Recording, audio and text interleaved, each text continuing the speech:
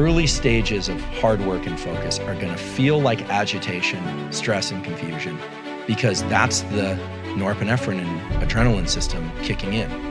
None of us would expect to walk into the gym and do our PR lift or, a performer go do something without warming up. The brain also needs to warm up and start to hone in which circuits are going to be active.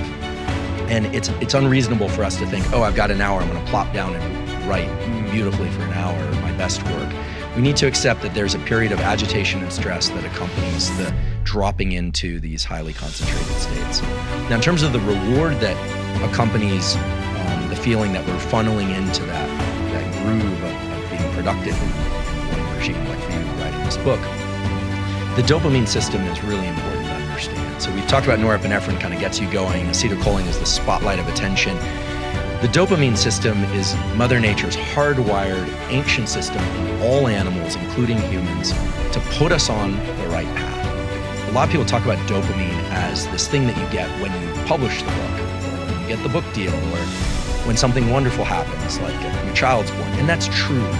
But dopamine's main role is to be released anytime you achieve a milestone or you think you're on the right path. And when the dopamine system is tethered to a particular pattern of focus, remember duration, path, and outcome. So it's like, you sit down, maybe you don't get much text out, but then the next day you get 800 words of really solid text, and you feel good, like I'm into this. What does that dopamine system do?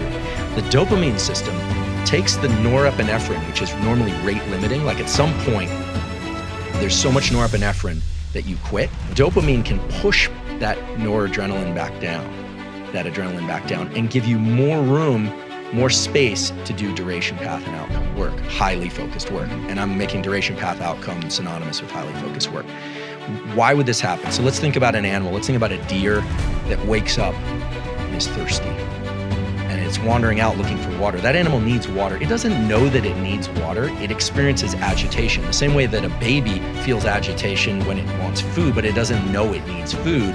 It just feels agitation and cries, and the caretaker comes, hopefully. That deer is now foraging for something that it needs. And let's say it smells water, because deer can actually do that, and arrives at a stream and takes a sip of water.